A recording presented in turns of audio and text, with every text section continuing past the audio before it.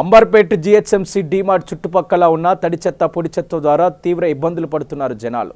ఇక డెంగ్యూ జ్వరాలతో కూడా తీవ్ర ఇబ్బందులు పడుతూ ఉన్నారు. ఇది చూసిన అంబర్పేట ఎమ్మెల్యే కాల వెంకటేష్ గారు ఆధ్వర్యంలో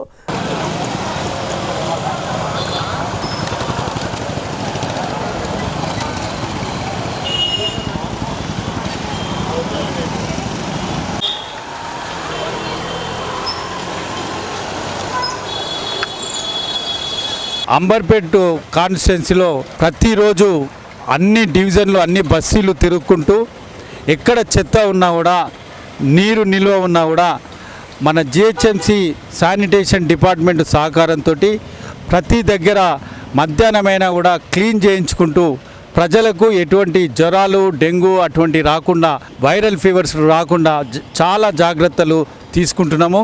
అదే భాగంగా ఈరోజు డీమార్ట్ దగ్గర ఉండే ఓపెన్ పాయింట్ని కూడా 2 సార్లు 3 సార్లు కూడా క్లీన్ చేపిస్తున్నాము.